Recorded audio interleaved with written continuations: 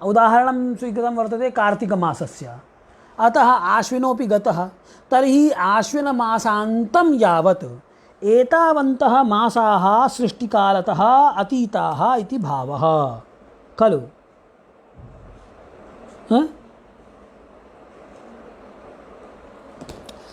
तर्हि पुनः किमुक्तमासीत् कि यदि युगसौरमासैः युगाधिमासाः तदा इष्टसौरमासैः के इति पश्यतु, एतदासीत्। अथवा कल्पसौरमासैः वदतु कि तदा इष्टसौरमासेन किं, तो कल्पाधिमासाः बटे एकेन तदा गतसौरमासैः, तो कल्पाधिमासाः गुणित गतसौरमासाः भागित अथवा हृत कल्पसौरमासाः, अर्थात ये गतसौरमासाः लब्धाः ते गतसौरमासाः कल्प अधिमास संख्यया अथवा युग अधिमास संख्यया संगुण्यते। पुनश्च यद् गुणनफलं लभ्यते तत् युगसौरमासैः अथवा कल्पसौरमासैः विभज्यते चेत् किं लभ्यते, इष्ट अधिमासाः वर्तमान वर्षे सृष्ट्यादितः वर्तमानवर्षे गतमासं यावत् यावन्तः अधिमासाः गताः, the number of intercalary months that are elapsed so far from the epoch or from the beginning of Srishti, from the beginning of creation, you will get that number। तो ये नंबर हमको मिल जाएगा। यानी कि हमको करना क्या है कि जो गत सौर मास हैं उन गत सौर मासों में जो अधिमास पढ़े गए हैं युग के अथवा कल्प के, उनसे गुणा कर लीजिए और फिर युग के सौर मासों से या गत या कल्प के सौर मासों से भाग दे दीजिए। तो हमने यही किया। तो हमने क्या किया, देखिए हमारे पास सृष्ट्यादितः वर्तमान वर्षम यावत् गत सौर वर्षाणि एतावन्ति आसन्, पुनश्च द्वादशभिः संगुण्यते चेत् वर्तमान वर्षावधि गत सौरमासाः एतावत्, पुनः गत चांद्रमास तुल्यमासाः अस्माभिः योजिताः। तर्हि गतः चांद्रः मासः आसीत् आश्विनमासः खलु। यः सम्प्रति प्रवर्तते। गतः किमर्थं, यतोहि अस्माकं हर्गणं तु अस्माभिः अपेक्षितं वर्तते कार्तिकमासस्य। तर्हि गतचान्द्रमास तुल्यमासाः 7, यदा चैत्र वैशाख ज्येष्ठ आषाढ श्रावण भाद्रपद आश्विन, तर्हि 7 मासाः इतोपि नाम वर्तमानवर्षावधितः वर्तमानवर्षस्य आरम्भः यदा अभूत् ततः आरभ्य कार्तिकमासस्य प्रवर्तनात् प्राक् चैत्रः वैशाखः ज्येष्ठः आषाढः श्रावणः भाद्रपद आश्विन, एते 7 चान्द्रमासाः अतीताः खलु। तर्हि यावन्तः चान्द्रमासाः अतीताः तावन्तः एव सौरमासाः अतीताः इति मनसि निधाय, इति मनसि विभाव्य तत् संख्या का सा संख्या अपि अत्र युक्ताः अस्माभिः। तेन वर्तमान वर्षावधि गतमासाः वर्तमान मासावधि गतचान्द्रमासाः गतसौरमासाः नाम कार्तिकमासावधि गतसौरमासाः एतावन्तः। ठीक, तो अब हम क्या करेंगे इसमें, अत्र युगाधिमासानां गुणनं क्रियते। We will multiply the number of intercalary months that are calculated, that are said in a yuga. तो उससे हम गुणा कर देंगे, गुणा कर देने से ये नंबर मिला आपको। अब इसमें हम युग के सौर मासों को भाग दे देंगे। तो युग के सौर मासों को भाग दे देंगे तो हमको क्या मिलेंगे, इष्ट अधिमास मिल जाएगा। क्या मिलेगा, इष्ट अधिमास। तो अब भाग की प्रक्रिया ये उसमें हुई नहीं है, क्या नाम है, मोबाइल में, क्योंकि 15 डिजिट का होता है, ये 16 डिजिट है। तब या तो हम क्या करें, हम लोग ये करते हैं कि या तो गुणा या तो इसको फिर अब इसके आगे की गणना हम करके रखेंगे तो फिर बताएंगे आप लोगों को। तब तक में आगे की उपपत्ति समझ लेते हैं, है ना। तो उपपत्ति में इन्होंने क्या कहा है, अच्छा तो फिर ये हम जो अधिमास जो आएगा, ये अधिमास यहाँ जो मिलेगा भाग देने से, उसको क्या करेंगे, उस अधिमास से भाग दे देंगे, तो फिर जो संख्या आएगी ना, उस संख्या को हम जोड़ेंगे किसमें, जो गत सौर मास हैं, तो हमको क्या मिलेंगे, हमको चांद्र मास मिल जाएंगे, है ना। यही बात उपपत्ति में कह रहे हैं। तो आइए उपपत्ति की बात कर लेते हैं। तो कहते हैं कि पश्यतु अत्र सौरचान्द्रमासगणनयोः हाँ तर्हि किं करणीयमासीत् कि अनेन इष्टाधिमासाः लभ्यन्ते अथ च अधिशेषमपि लभ्यते।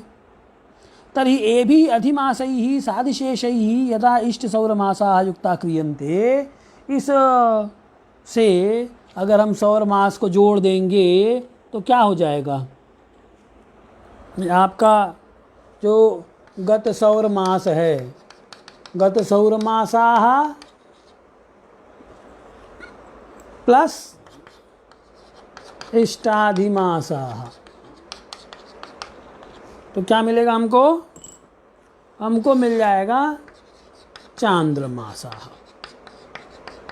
ठीक, चांद्रमास मिल जाएगा। ये हमको, हम चांद्रमास तक हमको जाना है। तो एवं अत्र संख्या विद्यते खलु, गत मासाः युगाधिमासैः संगुण्यन्ते पुनः युगसौरमासैः विभज्यन्ते चेत् यत् या लब्धिः सा तु किं भवति, अधिमास इष्टाधिमासाः। नाम सृष्ट्यादितः वर्तमान वर्षे गत आश्विनमासं यावत् कियन्तः अधिमासाः अतीताः इत्यस्य ज्ञानम् अत्र भविष्यति। अब ये जो अधिमास आएंगे, एते अधिमासाः यदा योज्यन्ते अस्मिन् सौरमासेषु, गत सौरमासेषु, तर्हि किं लभ्यते, गत चांद्रमासाः। तो वो क्या कह रहे हैं कि ये चांद्रमा, वो तो ठीक है, लेकिन इस जब हम भाग देंगे तो उससे लब्धि तो जो है, भागफल जो है, वो तो हो गया आपका अधिमास, और जो शेष बचा वो क्या है, वो अधिशेष है। तो उस अधिशेष की वो बात कर रहे हैं कि ये भी अधिमासैः साधिशेषैः यदा इष्टसौरमासाः युक्ता क्रियन्ते तदा अभीष्ट संक्रांतिकालिकाश्च चांद्रमासाः भवन्ति। तो अभीष्ट संक्रांति तक के चांद्रमास तुमको मिल जाएंगे। ठीक है, सौर चांद्रमास गणयोः अंतरस्यैव अधिमास संज्ञात्वात् इति तु ज्ञातमेव। अथ अत्र पूर्वम् अधिशेषस्य युक्तत्वात् इदानीं केवलं लब्धाधिमासा एव सौरमासेषु योज्यन्ते।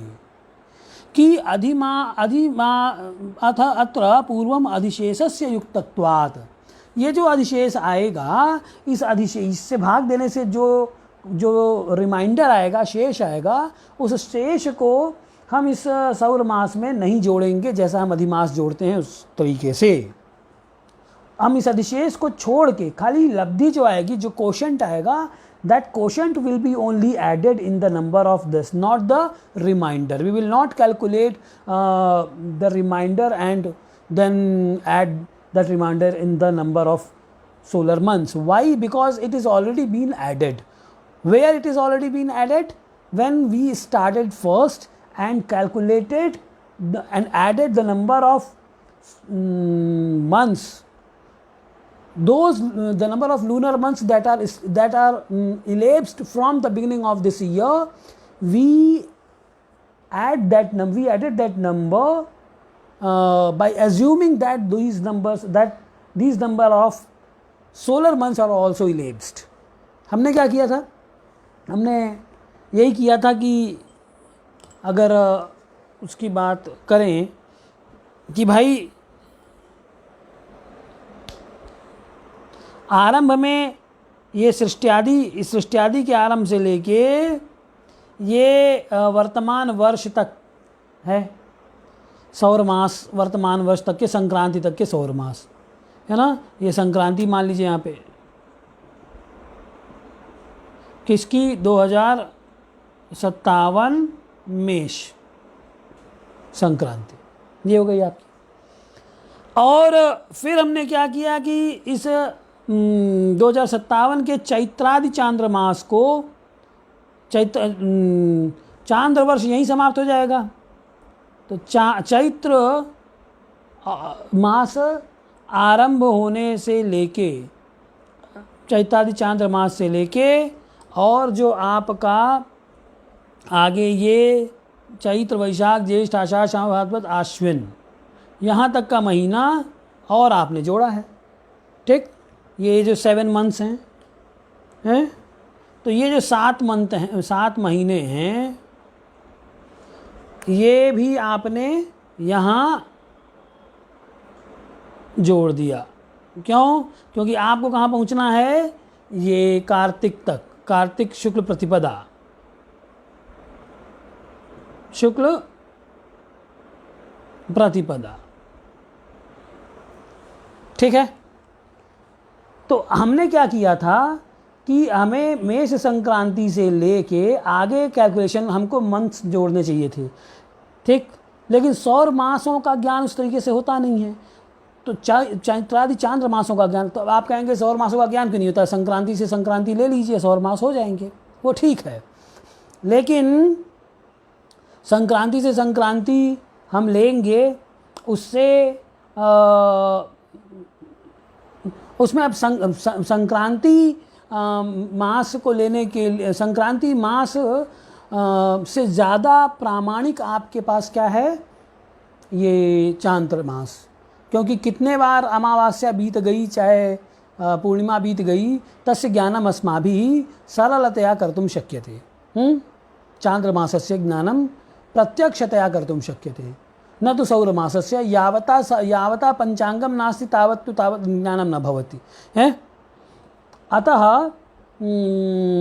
यावन्तः चैत्रादि चांद्रमासाः अतीताः तावन्तः एव सौरमासाः अतीताः इति मत्वा, ऐसा हम सोच के, अज्यूम करके, वी अज्यूम्ड दैट कि जितने the number of solar months that lunar months that has elapsed from the beginning of this year, the number of solar months also elapsed, same number of solar months elapsed from the beginning of this year. लेकिन ऐसा है नहीं, क्योंकि there is a difference between solar month and lunar month, and that difference is called as the remainder of intercalary month, that is called अधिशेष। संक्रांतितः दर्शाग्रतः संक्रमकालतः प्राक् सदैव तिष्ठत्यधिमास शेषम। जहाँ ये दर्श है अमावास्या, और इस अमावास्या और ये संक्रांति, ये है आपकी अमावास्या। तो अमावास्या से संक्रांति तक का जो ये अधिशेष है, ये अधिशेष, ये जब हमने क्या किया, यहाँ से यहाँ तक का तो हम सौर मास ले आए थे, फिर हमने क्या किया, इसमें ये भी जोड़ दिया। तो हमने 2 बार काउंटिंग कर ली ना। एक बार तो ये यहाँ तक पहुँच ही गए थे, again we added this number twice. Why? When, जब हम ये किए कि जितने चांद्र मास हैं उतने ही सौर मास बीत गए। अगर जब हम ये अज्यूम कर लेंगे, यदा वयम इदम मन्यामहे कि यावन्तः चांद्रमासाः अतीताः तावन्तः एव सौरमासाः अतीताः एवं गत चांद्रमास तुल्याः गत चांद्रमासानां यावन्तः अतीताः तावन्तः एव सौरमासाः अतीताः इति मत्वा सप्त संख्या अस्माभिः यत्र योजिता। हमने 7 यहाँ सौर मास में उतने ही तुल्य जोड़ दिए। तो हमने क्या किया, हमने यहाँ से स्टार्टिंग, हमको करना क्या चाहिए था, हमको संक्रांति से स्टार्ट करना चाहिए था कि मेष संक्रांति, जहाँ मेष मास खत्म हुआ, वृष मास, मिथुन मास, कर्क मास, सिंह मास, कन्या मास, तुला मास, जो मास खत्म हुआ संक्रांति लेके, उसके हिसाब से या तो हम संक्रांति से संक्रांति करते। ठीक, तो संक्रांति से संक्रांति मास या तो हम लेके इसमें जोड़ते सौर मास में, जितने सौर मास बीत गए। ठीक, वो व्यावहारिक नहीं है। तो व्यावहारिक हमारे पास क्या है कि क्योंकि ये अगर ले लेंगे तो फिर आगे समस्या आएगी जो क्षय तिथियों इत्यादि की गणना में। तो फिर हमने क्या किया कि यहाँ तक तो सौर मास तो हम ले ही आए थे ऑटोमेटिकली 12 से गुणा करके, यहाँ तक आए थे। फिर हमने इसमें चैत्रादि चांद्रमास जो यहाँ से अतीत हैं उनको भी जोड़ लिया। इससे क्या हुआ, बाय डिफ़ॉल्ट आपका ये नंबर, ये जो हिस्सा है जिसे हम अधिशेष कहते हैं, सदैव तिष्ठत्यधिमास शेषम, दर्शाग्रतः यानी अमावास्या से लेके इस संक्रांति के बीच में जो अधिशेष है, अधिमास का शेष रिमाइंडर, वो हम ऑलरेडी जोड़ चुके हैं यहाँ पे। जब हमने चांद्रमास के तुल्य सौर मासों को जोड़ा, यानी अकाउंटिंग फिर यहाँ से स्टार्ट कर दी। तो सौर मास तक हम थे, फिर चैत्र आदि चांद्रमास से किया तो यहाँ से दोबारा जोड़ दिया, तो ये एक बार जोड़ा फिर दोबारा जुड़ गया। तो दोबारा जोड़ने से हमने एक बार एक्स्ट्रा ये जो गैप है, ये जो इसके बीच का इंटरवल है, जिसे हम अधिशेष काल का इंटरवल जिसे हम अधिशेष कहते हैं, वो हम जोड़ चुके हैं। इसलिए हमसे ये गलती एक बार हो गई, अब दोबारा गलती कैसे हो जाएगी? जब हम इससे भाग देने से जो अधिशेष आएगा, उस अधिशेष को फिर हम सौर मास में जोड़ देंगे चांद्रमास बनाने के लिए अधिमास के साथ। सौर मास में जब अधिमास जोड़ेंगे तो चांद्रमास हो जाएंगे वो। जैसा कि हमने आपको बताया था पिछले बार में कि भाई 32 सौर मास में एक अधिमास जोड़ देंगे तो 33 चांद्रमास हो जाएंगे। तो सौर मास 32, उसमें अधिमास एक जोड़ा तो हमको क्या मिला? चांद्रमास मिला। यानी सौर मास में अधिमास जोड़ना पड़ेगा। You have to add the number of intercalary months in the number of solar months to get the number of lunar months. तो इसलिए हमको ये सारा प्रोसेस करना है कि अधिमास जो आएगा इस भाग देने से, उस अधिमास को हम इस सौर मास में जोड़ देंगे। तब क्वेश्चन क्या आया? ये कि इसके साथ भाग देने से जो रिमाइंडर बचेगा अधिशेष, क्या उस अधिशेष को भी हम इसमें जोड़ें सौर मास में? तो उन्होंने कहा नहीं। क्यों? क्योंकि वो अधिशेष ऑलरेडी हम यहाँ पे जोड़ चुके हैं। तो अब अगर हम दोबारा जोड़ेंगे तो हम गलती 2 बार करेंगे। तो यहाँ जो गलती हुआ है, इस गलती को नलीफाई करने के लिए, न्यूट्रलाइज करने के लिए, we have to leave the reminder of intercalary months. That means we will not add the remainder of intercalary months in the number of solar months, to correct or to neutralize the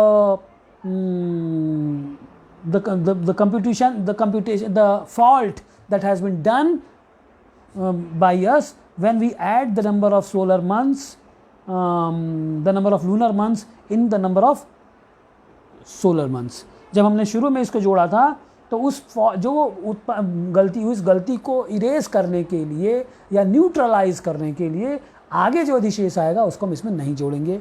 मेरे ख्याल से इससे ज़्यादा कहने से बात boring हो जाएगी। ओके, तो अब इसका अधिशेष कितना होगा, इसके लिए तो हमें इस कैलकुलेशन को करना पड़ेगा।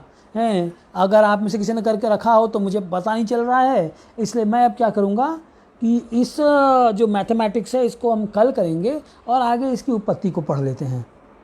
ठीक है, बात समझ में आ रही है ना? I think I am clear, and if you guys have any problem then you can discuss that on in the comment box.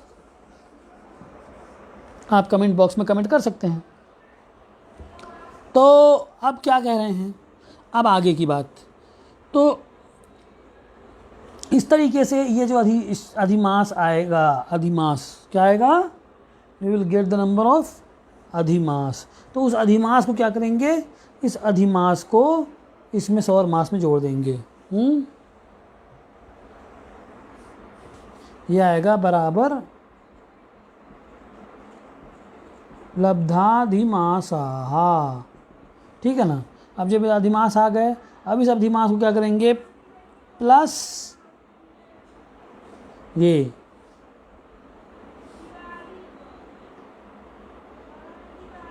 23, 47, 6, 21, 459 इसमें जोड़ देंगे।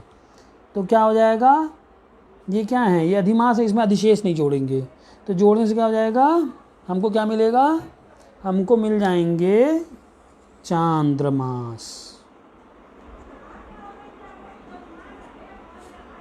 ठीक, गत चांद्रमास है वो चांद्रमास। ये चांद्रमास कहाँ तक के होंगे? ये जो कार्तिक का आरंभ है तब तक के चांद्रमास आपको सृष्टि के आरंभ से मिल गए। ठीक है ना? बात समझ में आ रही है? तो अब आगे की बात करते हैं। तो इन्होंने अब ये कहा कि जब अब चांद्रमास हम पा गए तब आगे क्या करेंगे? तब वो कहते हैं कि ते चांद्रमासाः 30 गुणिताः। अब ये जो चांद्रमास हैं इनको 30 से हम गुणा कर लेंगे। यदा चांद्रमासाः 30 गुणिता दर्शान्ते चांद्र दिवसाः तिथयः भवन्ति। पूर्णिमा अमावास्यांते गत चांद्र दिवसाः अथवा तिथयः भविष्यन्ति। इसको 30 से गुणा कर लेंगे जब, तो हमको मिल जाएगा वो डिवाइडेड बाई 30। ठीक है, तो चांद्र तिथयः।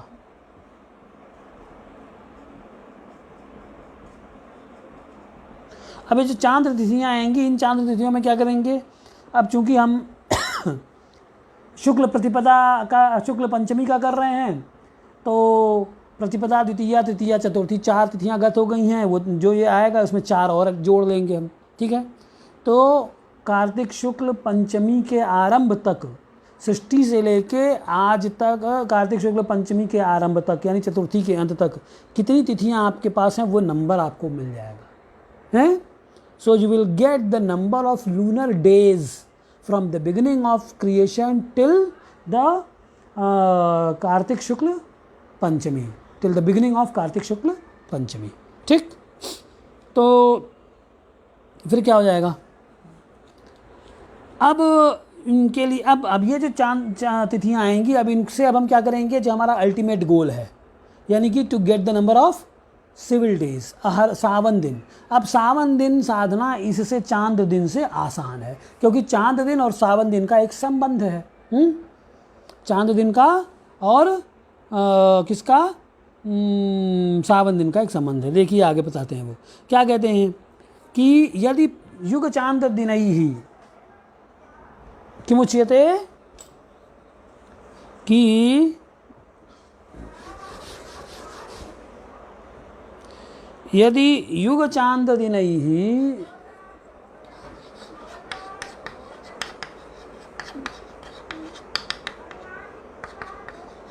युग क्षयतिथयः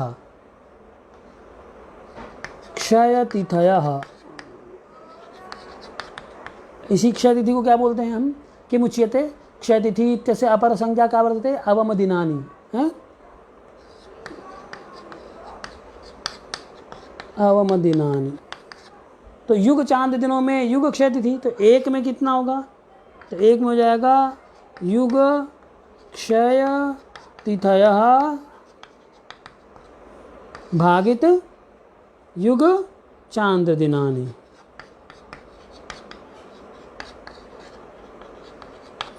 तो इष्ट चांद तिथियों में अभी जो चांद तिथि हम ले आएंगे उसमें क्या होगा?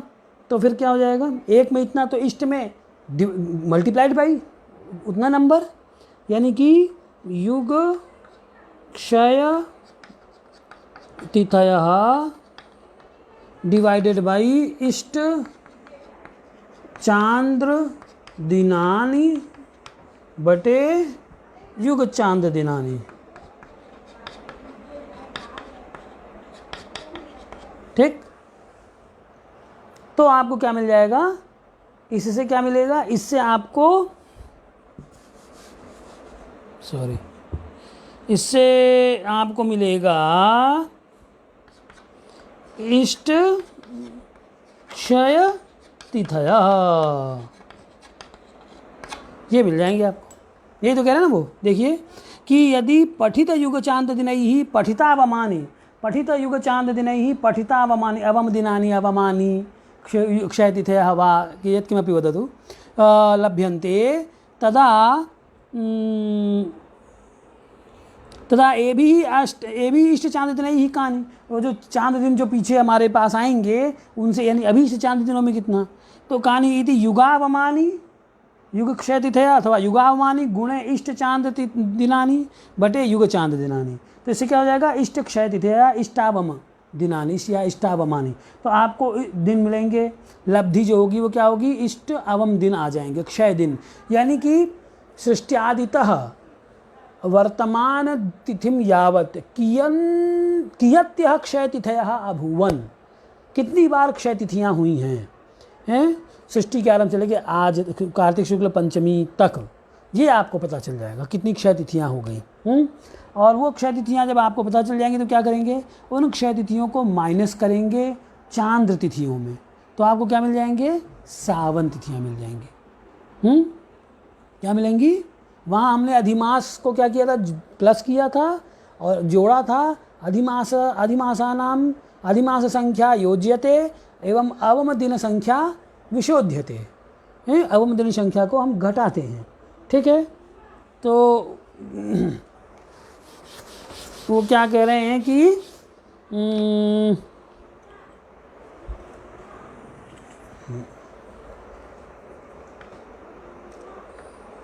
इष्ट चांद्र दिनानि एतेभ्यः किं विशोध्यते,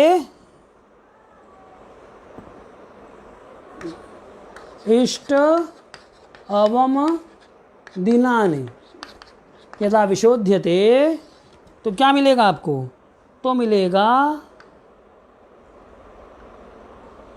अभीष्ट सावन दिनानि, ये आपको मिलेगा। ये आपका यही लाना है आपको, अभीष्ट सावन दिन। यानी कि जो चांद दिन आए तिथियां, उन तिथियों में अगर हम जितनी क्षय तिथियाँ बीते हैं उनको माइनस कर दें उनके नंबर को, तो हमको कितने सावन दिन हुए ये पता चल जाएगा। क्यों ऐसा होगा देखिए, अथ चांद्राणाम सावनानांच अंतरस्यैव अवम संज्ञात्वात्, क्योंकि सावन और चांद्र का जो अंतर है उसे ही हम क्या बोलते हैं, अवम संज्ञा बोलते हैं। यथा एतयोः भवति खलु कस्य सौरचान्द्रमासयोः अन्तर्वर्ति मासाः अधिमासाः भवन्ति, तथैव चान्द्रसावनयोः अन्तर्वर्ति अंतरम यद भवति खलु तदेव तत्तुल्यमेव अवम दिन संख्या, तत्तुल्य है अवम दिन संख्या। मतलब कि जितने चांद दिन हैं उसमें से आप क्षय तिथियों को घटा लीजिए। अगर मान लीजिए चांद तिथियां हैं, अभी तो हम एक एग्जांपल लेके चल रहे हैं। मान लीजिए आपकी चांद तिथियां हैं 1000 और क्षय तिथियां हैं 100, तो 900 आपका सावन दिन हो गया। ये उत्तर है। ठीक है, चांद दिन, क्षय तिथि और ये सावन दिन, ये इस प्रकार से होता है। ठीक, कि चांद दिन में से क्षय तिथियाँ घटा देंगे तो आपको सावन दिन मिल जाएगा। इसके यानी कि क्या हुआ, यानी इस उदाहरण से, एग्जैक्टली नहीं, इस उदाहरण से अगर हम समझने का प्रयास करें तो 900 सावन दिन जितना समय में हो रहा है उतने समय में 1000 चांद्र दिन हो रहे हैं। यानी कि सावन दिन बड़ा हुआ तभी ये खाली 900 हो पाया, और चांद दिन छोटा हुआ जल्दी जल्दी होते गए तो ये 1000 हो गया, है ना। मतलब चांद दिन छोटा हुआ माप में और सावन दिन माप में बड़ा हुआ। ठीक है ना। तो प्रायः लगभग माने कि लगभग आधे दिन का अंतर होता है, 29 घटी का अंतर लगभग होता है। तो इसलिए तो अब इनका अंतर क्या हुआ, चांद दिन और सावन दिन के बीच का अंतर क्या, संबंध किससे क्या हुआ, क्षय तिथि। चांद दिन में सावन में क्षय तिथियाँ घटाएंगे आप, चांद दिनेभ्यः क्षय तिथि नाम वियोजनात् सावन दिनानि लभ्यन्ते एवं सावन दिनेषु क्षय तिथि नाम संयोजनात् प्लस कर देंगे तो आपको क्या मिलेंगे, चांद तिथयः लभ्यन्ते। सावन दिनेषु क्षय तिथि नाम संयोजनात् चांद्र दिनानि एवं चांद्र दिनेषु क्षय तिथि नाम विशोधनात् सावन दिनानि। ये इनका तो हम अब अच्छा हमारे पास चांद दिन है, चांद दिनों इष्ट चांद दिनों से हमने पहले क्या किया, इष्ट चांद दिनेषु कियन्तः अवम दिनानि कियन्ति अवम दिनानि लभ्यन्ते इत्यस्य ज्ञानं कृतं। पुनश्च तत्रापि यद् ज्ञानं क्रियते खलु कथं कि इष्ट युग चांद दिनैः यदि युगावमानि तदा इष्ट चांद दिनैः किं है नाम किं क्रियते। अभी बात कही थी ना हमने, किम उक्तम आसीत् कि युगावमानी बटे युग चांद्र दिनानि गुणे इष्ट चांद्र दिनानि। अर्थात यद इष्ट चांद्र दिनं लब्धं संख्याया वर्तते तत् तया संख्या यदि युग क्षयतिथीनां गुणानां कृत्वा पुनः युग चांद्र तिथिभिः यदि विभज्यते तर्हि लब्धितुल्याः अवमतिथयः अवमदिनानि क्षयतिथयः लभ्यन्ते। लब्धावमानि वमानि, ऐसे क्या बोला हमने, क्षयतिथयः। अब अत्रापि किं भवति, लब्धिः तु आगच्छति पुनश्च शेषमपि किमपि भवति हैं।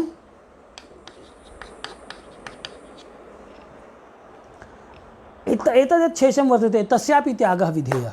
यथा अधिमासानां सौरमासेषु योजनकाले अधिमासशेषस्य त्यागः कृतः, नाम अधिमासशेषः न युक्तः न योजितः अधिमास संख्यावत्, तथैव अत्रापि विशोधनकाले चान्द्रतिथिभ्यः क्षयतिथीनां लब्धक्षयतिथीनाम् एव विशोधनं करणीयं, न तु शेषस्य।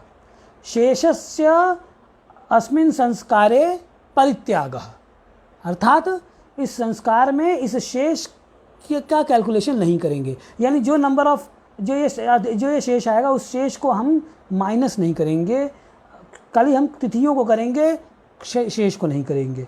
ऐसा क्यों है, ऐसा क्यों किया, तो इसको अब आगे वो बता रहे हैं।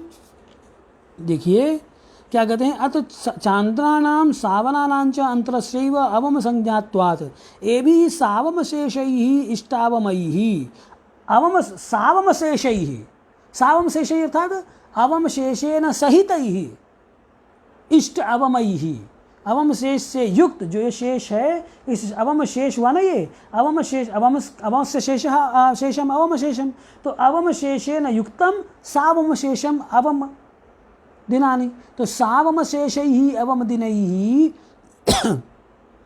यदि चांद्र दिवसा ऊना क्रियन्ते, चांद्र दिवसों को घटाते हैं इनसे, यानी इनको घटा देंगे इनमें से, तो क्या होगा, तदा गत तिथ्यंत काले ते सावन दिवसाः भवेयुः, तो हमको गत तिथि के अंत तक के सावन दिन मिल जाएंगे हैं। तो गत तिथि के अंत तक में सावन दिन मिलेंगे तो प्रॉब्लम क्या है, प्रॉब्लम ये है कि उदयात उदयं यावत् भूमि सावन वासराः इति सावन परिभाषया, सावन दिनस्य परिभाषा का आसीत्, उदयात उदयं यावत् भूमि सावन वासरः एकस्मात् उदयात् द्वितीय उदयं यावत् सावन दिनं भवति। तो इति सावन दिन परिभाषया सावनो हरगणः अर्कोदय कालिकः अपेक्षितः, हमको जो सावन आहरगण है ना वो अर्क सूर्योदय कालिक अपेक्षित है हमें, तो कि सूर्योदय काले यदा सावन दिनस्य विषये कं कोऽपि चिन्तयेत् तर्हि किं चिन्तयेत् कि सूर्योदयात् सूर्योदयं यावत्, किन्तु यदि शेषमपि अत्र विशोध्यते अवमदिनैः सह, यदि एतत् शेषमपि अत्र विशोध्यते तो क्या होगा, हम सूर्योदय तक नहीं हमारी गणना होगी बल्कि सूर्योदय से और पहले हम तिथ्यंत तक पहुंच जाएंगे। देखिए इसको ऐसे समझाता हूं, कहाँ है, यदा अवमशेषस्य अध्ययन काले अस्माभिः इदं पठितमासीत् कि तिथ्यंत सूर्योदयस्तु मध्ये सदैव तिष्ठति अवशेषम, कि जो ये तिथि और ये सावन दिन, तो ये हो गया आपका सावन दिन है, तो सूर्योदय से सूर्योदय तो लाल से कर देते हैं। देखिए ये हो गया आपका सावन दिन, ये सूर्योदय, अत्र सूर्योदयः प्रथमः द्वितीयः सूर्योदयः, ठीक, प्रथमः सूर्योदयः द्वितीयः सूर्योदयः। तिथ्यंत तिथेः अवसानानन्तरं सूर्योदयः भवति यदि समकालिकमेव उभयोः प्रवृत्तिः स्यात्, नाम एक समकालिकमेव सूर्योदयस्य एवं तिथेः प्रवृत्तिः भवेत्, समकालिकी प्रवृत्तिः भवेत्, एकस्मिन्नेव काले उभयोः प्रवृत्तिः यदा अभूत् तस्मिन् ततः आरभ्य किं भवति, तिथेः प्रथम एक यदि प्रतिपदा तिथि चिन्तयतु अत्र वर्तते तर्हि प्रतिपदा तिथेः अवसानमत्र भवति, इतः द्वितीया आरभ्यते। तो प्रतिपदायाः आरम्भात् द्वितीयायाः आरम्भम् अत्र भवति, आरम्भः अत्र भवति। तर्हि एतत्तु चान्द्रदिनं तिथिः इति वदतु, तिथिः या चान्द्रदिनं वदतु। एवं इदं तावत् किं वर्तते, सावनदिनं।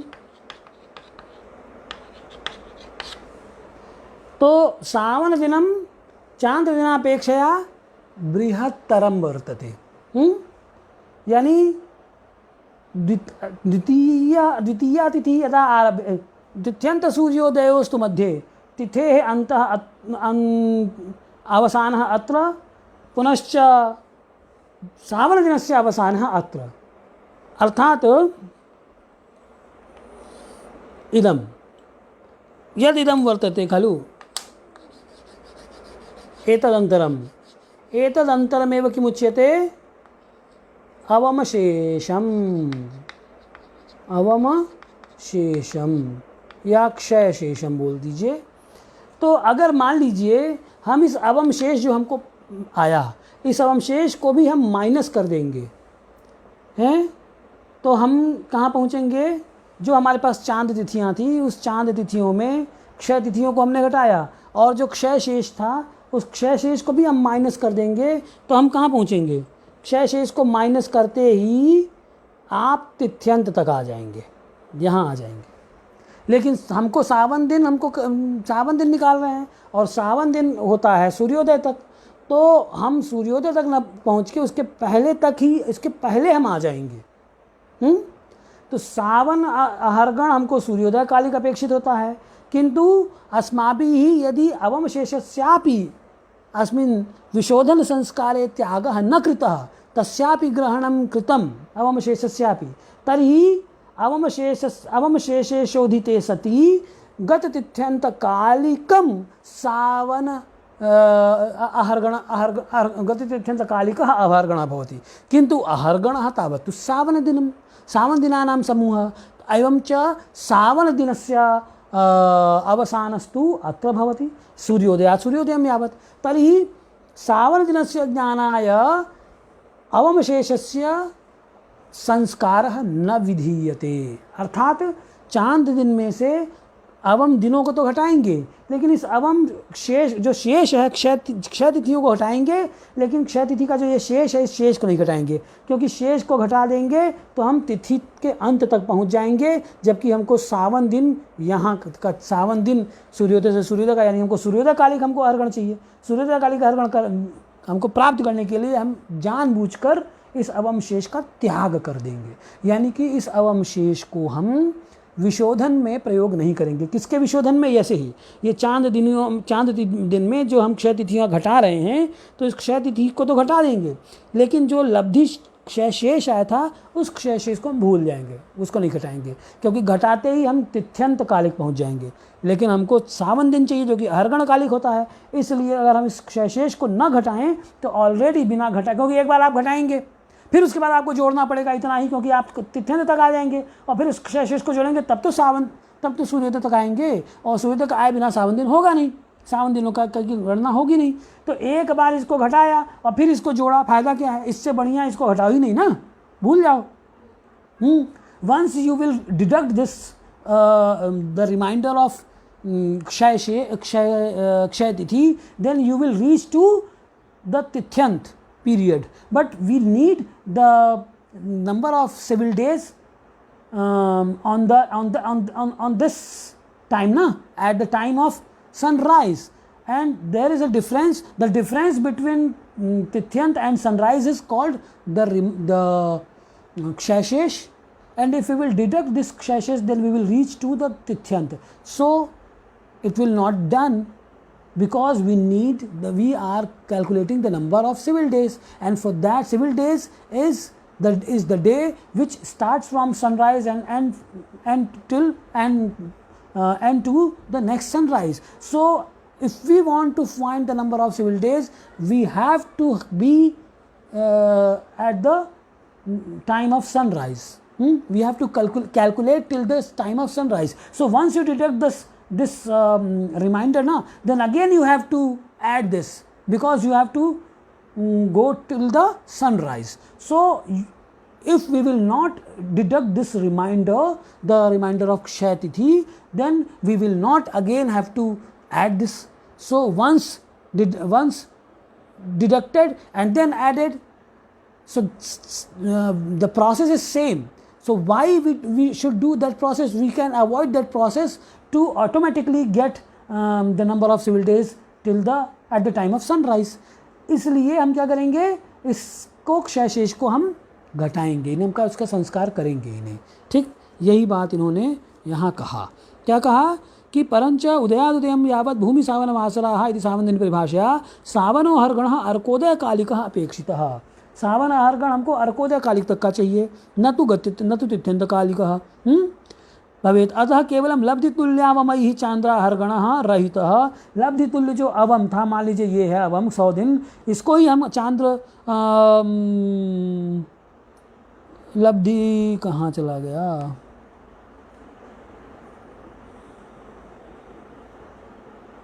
हाँ उत्तरागत दिन,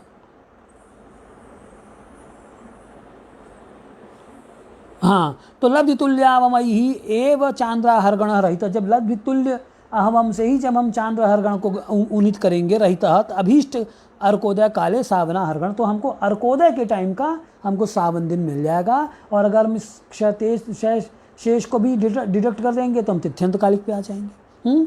अथ उदयादुदयम एवं उदयापेक्षितः अहर्गणः परिगीतः तर्हि कथम अयम अहर्गणः लंकायाम आर्धरात्रिकः उक्तः। अब ये चीज़ आगे उन्होंने कहा कि आर्धरात्रिक ये अहर्गण आगे आया है ना, क्या उन्होंने बोला कि लब्धो निरात्रिता लंकायाम आर्धरात्रिकः, ये बात आई थी लंकायाम आर्धरात्रिकः। तो उन्होंने कहा कि भाई एकदा तु भवान वदति एकत्र भवान वदति यत् उदयादुदयं भानो भूमि सावनवासरः, पुनः अत्र वदति कि लंकायाम आर्धरात्रिकः। तर्हि आर्धरात्रिकः भवति वा सावन वा उदयकालिकः भवति। अत्रापि तु इदमेव प्रपञ्चं खलु कि विशोधना यदि क्षयशेषस्यापि विशोधनं क्रियते चेत् तिथ्यन्तकालिकः लभ्यते, परन्तु अस्माभिः अपेक्षितः तु उदयकालिकः सूर्योदयकालिकः। तर्हि एकदा तु अत्र भवान् वदति कि सूर्योदयकालिका अपेक्षिते, पुनः अत्र वदति अर्धरात्रकालिका। तर्हि अत्र किं वैषम्यं, किमर्थम् एवं उच्यते? तो अब इसके बारे में कल बात करते हैं। विश्रांति ही अपेक्षते, श्रांतो अभूवम्, अतः अद्य एतावता एव अलम्। जयतु संस्कृतं, जयतु भारतम, जयतु ज्योतिषम। और जो लोग सिद्धांत शिरोमणि पढ़ना चाहते हैं वो संस्कृतम भारतम पर शाम को 4 से 5 आइए, वहाँ सिद्धांत शिरोमणि का अध्यापन मैंने आज से आरंभ किया है। धन्यवाद।